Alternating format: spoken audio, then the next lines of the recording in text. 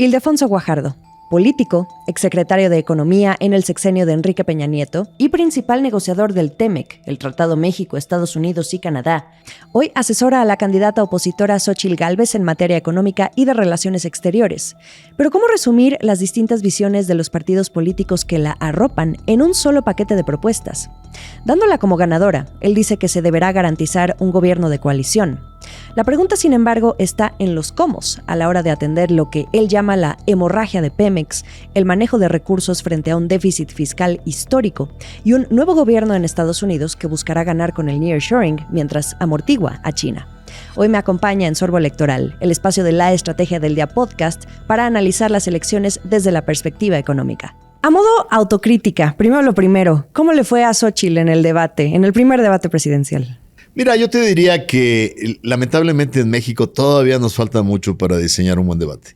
Yo recordaré, por ejemplo, los debates de Macron en una mesa con una libertad total de confrontar al oponente, de obligarlo a contestar y que no se te puede escapar. O sea, seguimos en este país con estos debates que realmente terminan siendo monólogos y que si un candidato no quiere contestar, no contesta, y que aún si quiere decir mentiras, las dice. O sea, uno de los ejercicios que a mí me encantaría hiciera la prensa es contrastar lo que algunas candidatas dijeron contra las realidades. Te doy un ejemplo. El que no hay observaciones de la cuenta pública en la Ciudad de México es una gran mentira. Hay miles de millones de pesos de observaciones en los 2 primeros años del gobierno de Claudia Sheinbaum. Te doy un ejemplo.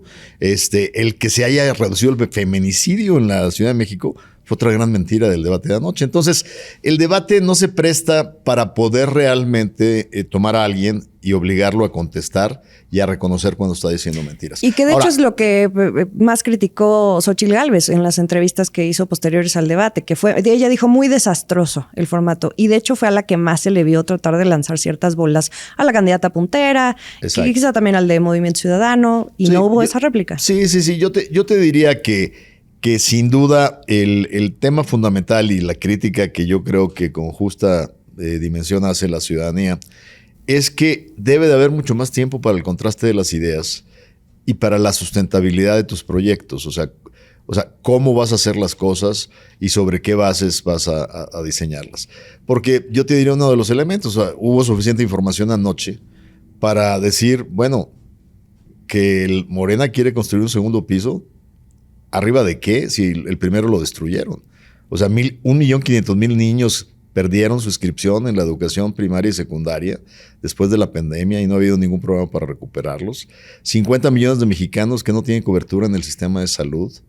Lugar 20 en matemáticas, retraso de 20 años en matemáticas en las pruebas de PISA. ¿Cómo vamos a hacer para construir un México? Tienes que diseñar una nueva autopista, porque sobre las bases que ellos quieren avanzar, no hay. El próximo debate es más interesante y va en tono a lo que nos trae hoy aquí, que es el debate económico. ¿Cómo, si tú pudieras describir en una sola frase cuál es el eje económico de Xóchitl Gálvez, qué dirías? Darle fortaleza. Yo más que una palabra utilizaría 3.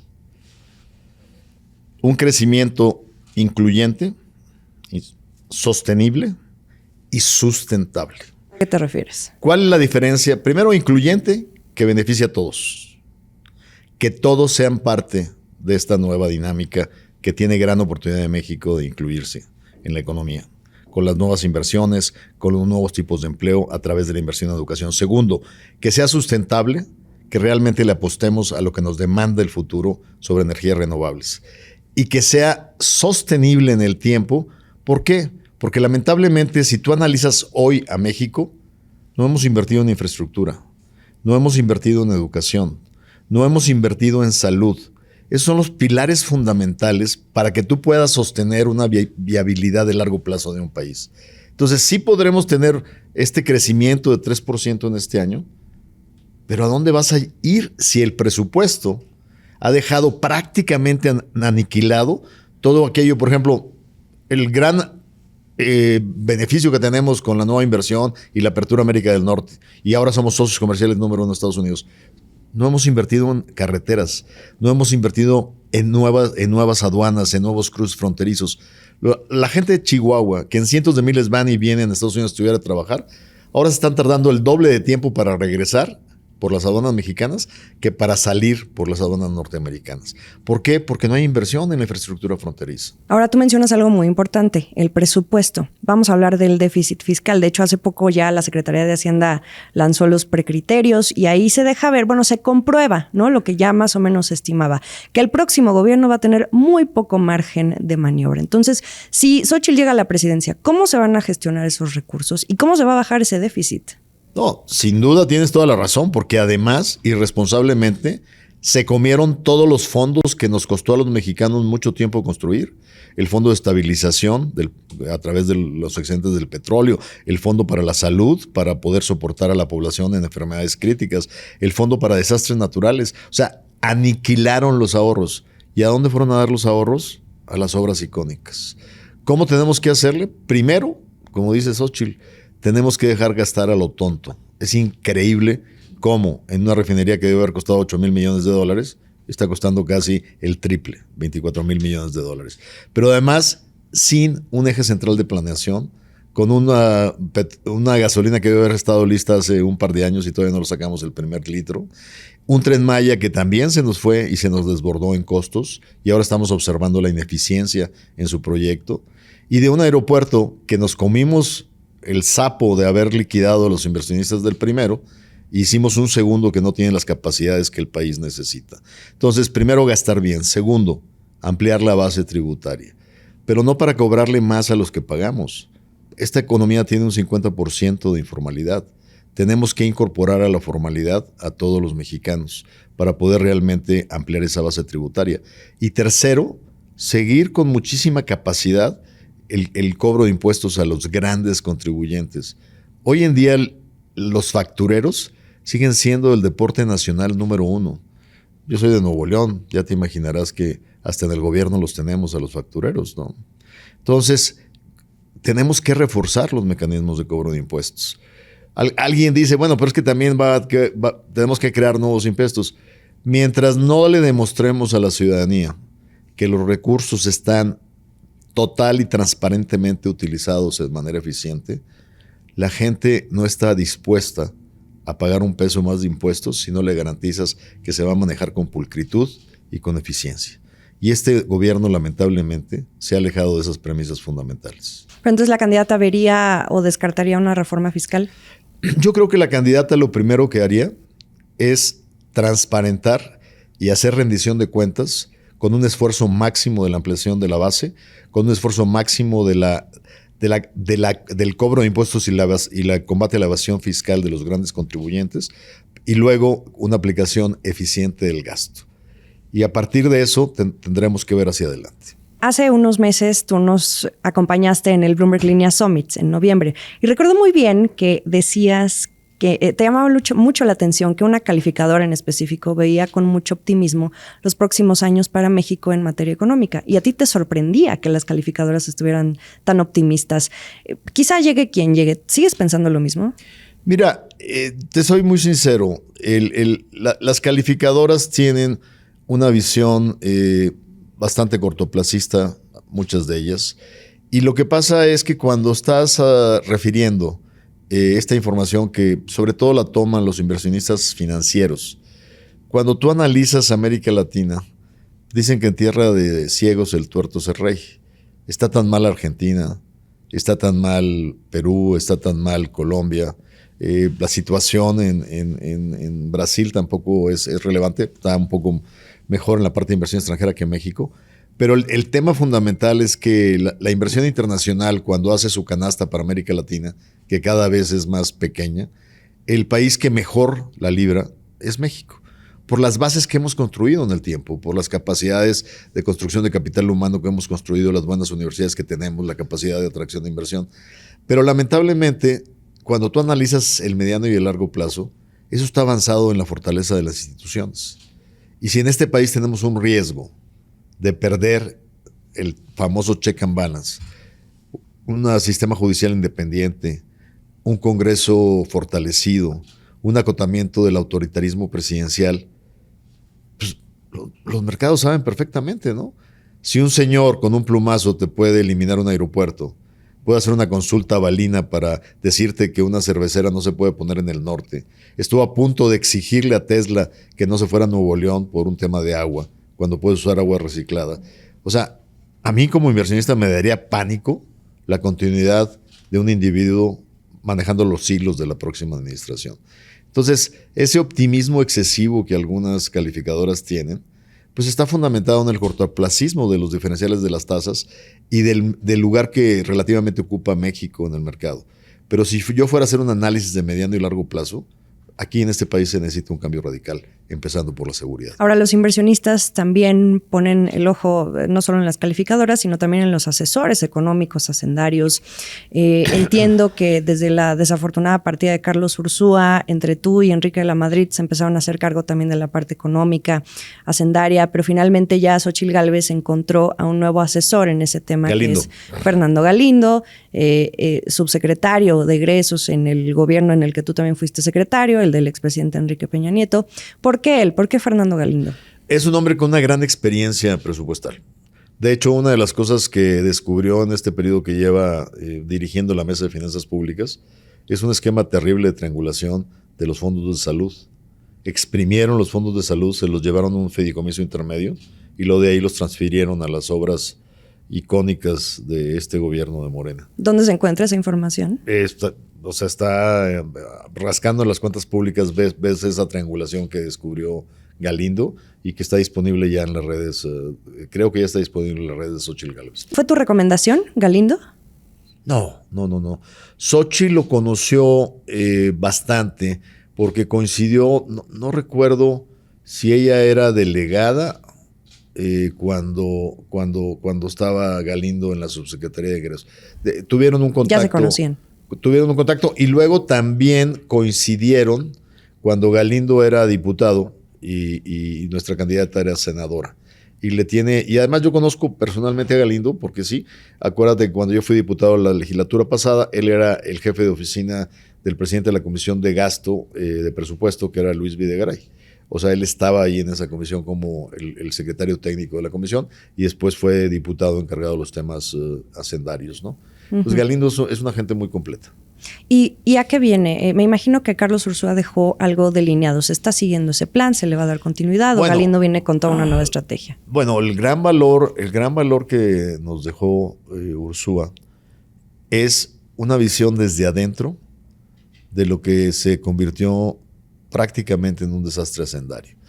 Una serie de elementos, por ejemplo, Ursúa es el primero que habló de la gran patraña de la lana que se están sacando de los programas de adultos mayores cuando hay una sobreestimación del universo, dado que no transparentan los patrones ni los sistemas de asignación.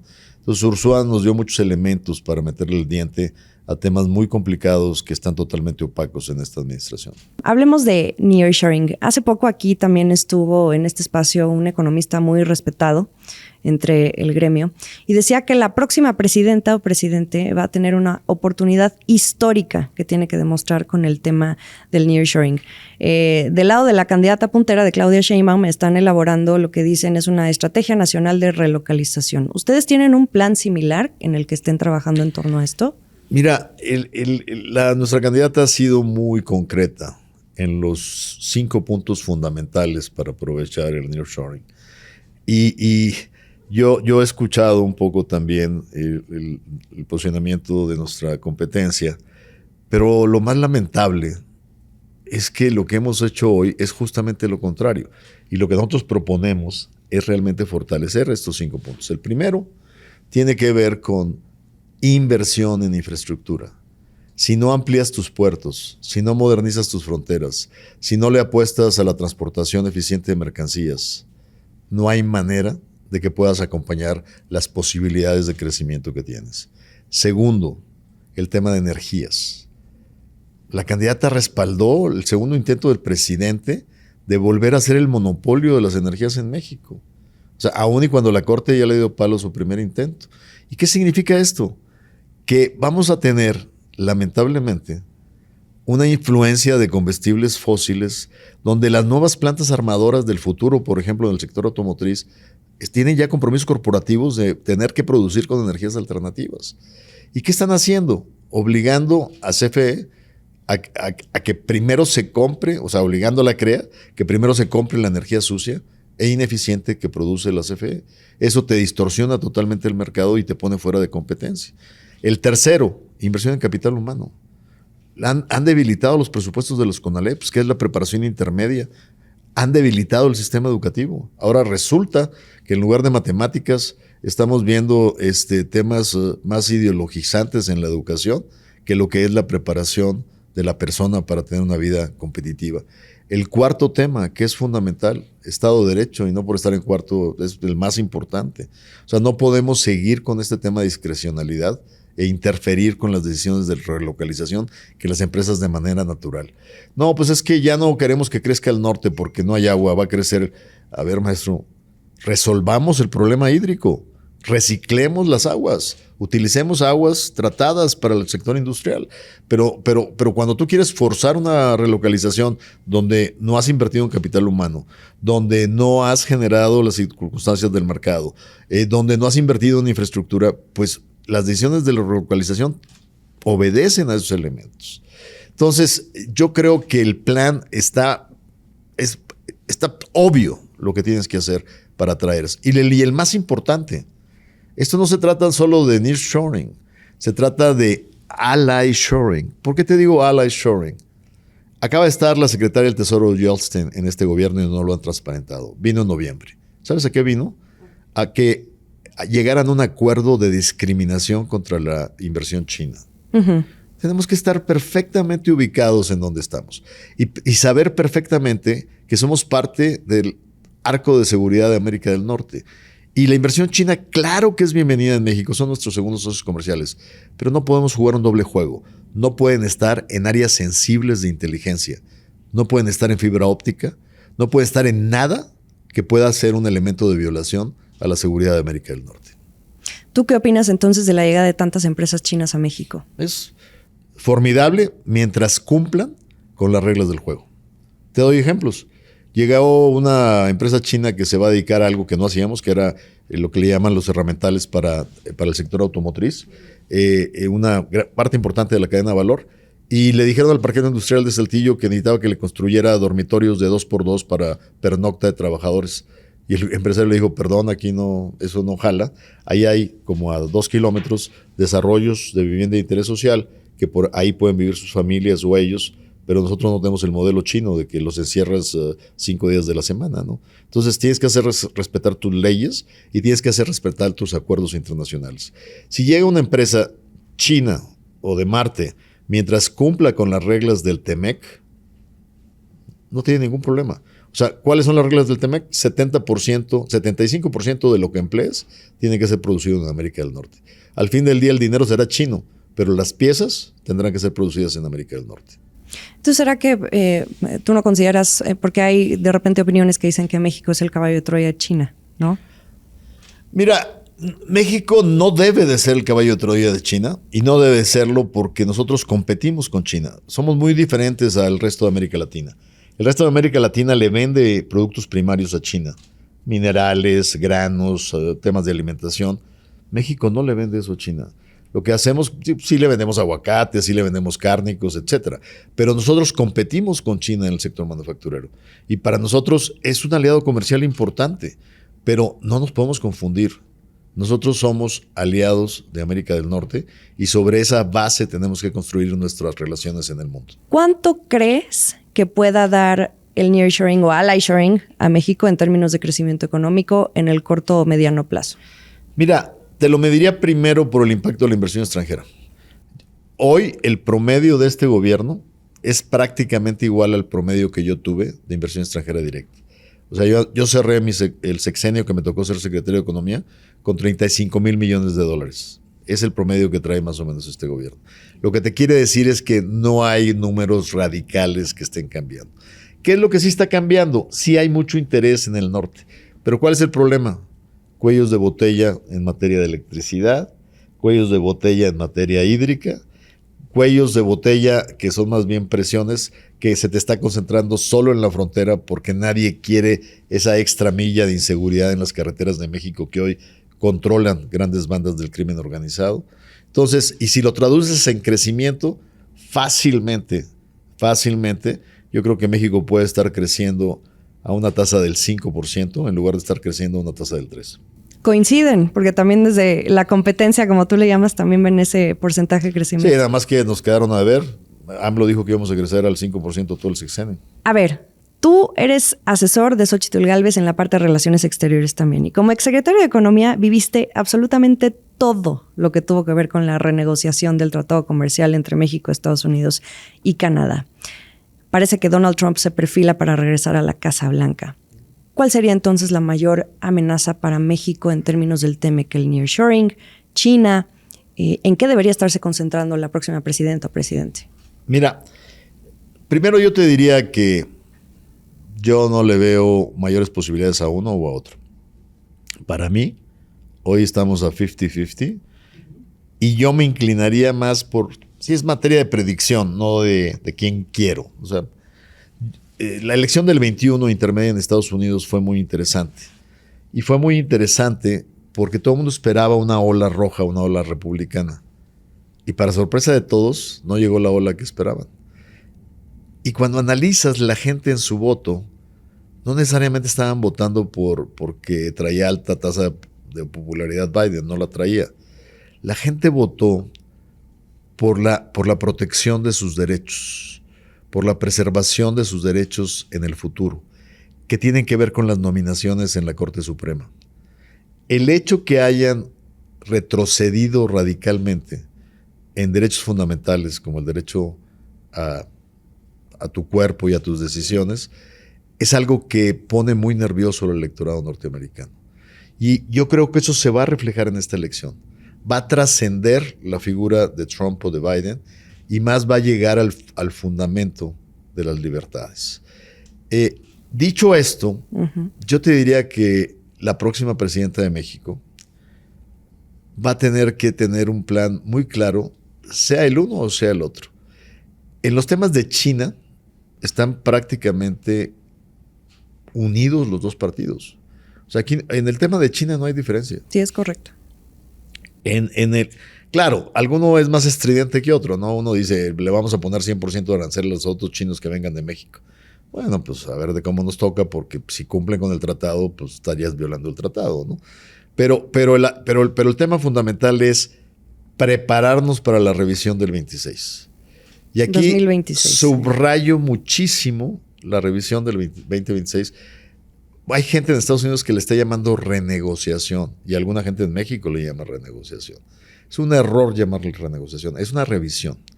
Cuando tú vas a una revisión, que era muy necesaria, porque uno de los problemas del NAFTA, el acuerdo anterior, es que nos la pasamos 20 años pateando la bola sin sentarnos realmente a replantearnos los ajustes que eran necesarios. ¿Cómo vas a llegar aquí? Vas a llegar con un portafolio con dos carpetas. La carpeta de todo aquello que se puede mejorar y hay consenso de las tres naciones para mejorarlo. Facilitación de frontera, homologación de requisitos en sectores estratégicos. Y la carpeta donde pones en la mesa cosas que no necesariamente hay consenso para resolverlas. Y yo pongo ejemplo. Les ganamos el panel en la interpretación de las reglas de origen de partes fundamentales. A la Heiser no le gusta, ni a los Estados Unidos. De hecho, México está en falta por no obligar a que ya se impongan las sanciones del panel. Supón que llega el nuevo gobierno republicano o el demócrata, el que tú quieras. Pero llega un nuevo gobierno republicano y te dice, yo quiero que cambies la letra del tratado para que entonces no haya duda que se interpreten las reglas como yo quiero. Y Canadá y México le dicen no. A partir de ese momento tienes 10 años para que en ese tema nos pongamos de acuerdo. Y la pregunta que yo generalmente hago, sea el gobierno que sea, ¿tú crees que por un asunto en lo individual se va a poner en riesgo todo el conjunto de un tratado que en esencia es buenísimo para los tres países? Pues claro que no. Entonces, sí, claro que traemos un problema serio de falta de cumplimiento con el acuerdo. Automotriz, Estados Unidos cumplir con México y Canadá. Lácteo, Canadá cumplir con Estados Unidos y México. Y energía, México cumplir con Estados Unidos y Canadá. Y entre más nos hagamos guajes en cumplir con las cosas, más debilitamos la credibilidad de un acuerdo que se basa en reglas claras. Y eso es en detrimento de todos, porque es uno de los mejores instrumentos que tenemos hacia adelante. Y por cierto, ¿tú cómo ves lo del panel energético que está en veremos? Ya llevamos así más de un año. ¿Sabes mi interpretación? Que cuando las cosas que se deben de ser eficientes, predecibles y lógicas entran en el terreno de lo político, empiezan a hacer aceite, a pasar aceite. Y en eso, ¿qué es lo que estamos observando? Un gobierno de Biden que le da oportunidad a López Obrador de no ponerle el gatillo en materia energética para que no quede en ridículo, y un gobierno de López Obrador que les hace la chamba sucia de administrarles la migración. Entonces empezamos entre los trade-offs, los intercambios, que no son las mejores salidas para un mejor futuro económico, pero terminan siendo acuerdos que son derivados de las necesidades políticas coyunturales. A mí me gustaría ver qué va a pasar después de las elecciones, si realmente, y te lo digo sinceramente, para la administración Biden, el panel de energía no representaba electoralmente tanta importancia como el maíz. En el maíz sí se afecta electoralmente a los estados columpio, ¿no? A los que pueden ser demócratas o republicanos, y entonces ahí le están poniendo mucho más interés. Entonces, cuando la política se mete en la economía, generalmente tiene resultados ineficientes y poco saludables para el futuro. Entonces, para cerrar este tema, en 2026 una revisión no podría necesariamente derivar en una renegociación. No, a ver. Por más escandaloso que lo manejen. Mira, claro, si exterior. Tenemos un gobierno que se espanta, como se espantó Ebrard en la primera enseñada de dientes que le puso Trump, cuando le dice, si no me paras a los migrantes en la frontera sur, te voy a poner aranceles crecientes. Y ahí vamos de idiotas y mandamos 27,000 guardias nacionales y les paramos la migración para que no nos golpeen con aranceles, pues yo no hubiera contestado así. Ahí rompimos una estrategia sagrada de la negociación bilateral, que es compartamentalización. Cuando tú estás negociando economía y finanzas, ahí te quedas en ese cajón. Cuando estás negociando migración, ahí te quedas en ese cajón. Eso de andar intercambiando barajitas y cediendo a presiones es totalmente irresponsable. ¿Cómo tendría que ser un equipo económico en ese sentido que pueda dar ese frente y sostener lo que ya hizo México en los últimos sexenios en torno al TEMEC? Mira, primero, reconstruir el capital humano que dilapidó esta administración. Hoy de los jóvenes formados, no en un partido político, por el Estado mexicano, a través de gobiernos de diferentes partidos políticos, esos jóvenes ya o se fueron o los corrieron del gobierno. O sea, el capital humano en negociaciones comerciales internacionales fue dilapidado. Imagínate, revisa el currículo de nuestro embajador ante la Organización Mundial de Comercio. O sea, es patético. Tú has viajado con la candidata Xóchitl Gálvez al Washington, extranjero. New York, exacto. Los Ángeles. ¿Cuál es la percepción del sector privado, no en torno a un candidato en específico, sino del proceso electoral en México? Mira, yo te diría que no lo limitaría solo al sector, digamos, privado empresarial. Hay un segmento muy importante que son los famosos think tanks, los centros de pensamiento. Algunos que están con consejos directivos muy asociados a empresa privada, como el Council of Foreign Relations, como American Society de Susan Siegel, tienen una gran preocupación. Tienen sin duda una gran preocupación sobre el futuro del país. Les preocupa muchísimo lo que está pasando desde el punto de vista de seguridad en México.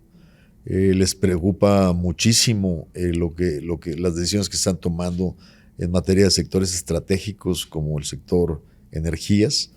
Y obviamente pues aquí tenemos un uso demasiado libre de los términos, ¿no? O sea, a mí me espanta cuando dicen es que la soberanía energética. Para mí la única manera que entiendo la soberanía es que los mexicanos vivan mejor, tengan acceso a energías más limpias, a energías más baratas. Y si hay que crear un mercado de competencia para que los tengan, hay que crearlo. Lo importante es el beneficio final. O sea, a mí no me deja ningún rédito como mexicano que Pemex produzca gasolinas e impida importación de gasolinas, porque termina produciendo gasolinas que son más contaminantes y nos dañan la salud de nuestros hijos y nuestra población. Y no solo eso, de manera ineficiente. Resulta que ahora nos costó, analicemos la inversión que hicimos en Deer Park versus lo que nos está costando Dos Bocas, ¿no? Es irrisorio. Y luego somos lo suficientemente hipócritas de hablar de soberanía cuando nos hacemos de la vista gorda de un huachicol fiscal donde se han evadido 400,000 millones de pesos de IEPS porque han dejado un grupo mafioso asociado con la política y que financió campañas en el 21, dejar entrar a chorros las gasolinas ilegalmente a México. Pero ¿por dónde empezar cuando se trata de Pemex? La candidata Gálvez ha mencionado mucho el cambiar incluso el nombre de Pemex a Emex, a energías renovables, pero antes se tiene que hacer algo más que ni siquiera se le puede llamar cirugía mayor. Bueno, lo primero, no olvídate de la cirugía, lo primero que tienes que parar es la hemorragia. O sea, lo primero que tienes que hacer es taponear para que no se siga desangrando el paciente y estabilizarlo. Y ya que lo estabilices, ya toma las decisiones de intervención. ¿Pero cómo? O sea, pues así. O sea, lo primero que tienes que hacer es que Pemex se concentre en las áreas donde es rentable. Y las áreas donde es rentable, con criterios de competencia, es en extracción. Y no dedicarlo a los sectores donde eternamente ha perdido dinero. Eso es lo primero que tienes que hacer. Parar esta hemorragia que nos ha costado, pues en lo que va del sexenio, creo que la estimación que hizo de Constanzo la otra vez fue de casi 2,000 millones de dólares, ¿no? Entonces, aquí es fundamental hacer esos cambios. Y luego, es titánico, pero lo primero que tienes que hacer es parar eso. A los mexicanos nos está costando sangre seguir manteniendo el tema ilusorio de un petróleo que es nuestro, pero lo que tenemos que hacer es explotarlo de manera eficiente. O sea, a mí no me sirve de nada que un Bartlett esté tomando las decisiones en CFE que lo han puesto en una situación de fragilidad desde el punto de vista financiero. Porque al fin de cuentas, sí, los grids, las líneas de distribución son nuestras y hay que saberlas aprovechar de manera inteligente, pero no forzando la reconstrucción de un monopolio de Estado. Y ya para ir cerrando, Ildefonso, a mí me llama mucho la atención cómo se conformó esta coalición. Yo sé que ha habido también alianzas en el pasado, pero tenemos al PRI, tenemos al PAN, tenemos al PRD, 3 partidos que históricamente se han enfrentado en las urnas. Y ahora van con una candidata que se dice 100% apartidista, ¿no? ¿Cómo le hacen para ponerse de acuerdo en la mesa cuando se trata de aterrizar las propuestas y ya presentarlas a los votantes? Mira, una de las cosas que yo creo que no hemos comunicado como se debe comunicar es que por el bien de México, la próxima presidenta de México, Xóchitl Gálvez, tiene que garantizar que esta coalición electoral, alianza, se transforme en una coalición gubernamental. Y tiene que poner en la mesa el México que tenemos que construir, el México que tenemos que volver a poner de pie, con compromisos fundamentales de los partidos y sus bancadas. Transparente frente a los ciudadanos. Tal vez no va a haber coincidencia en temas que tienen que ver con el pensamiento individual y las creencias individuales. No vas a encontrar, acaba de pasar, ¿no? La ley para prohibir las terapias, no sé cómo les llaman,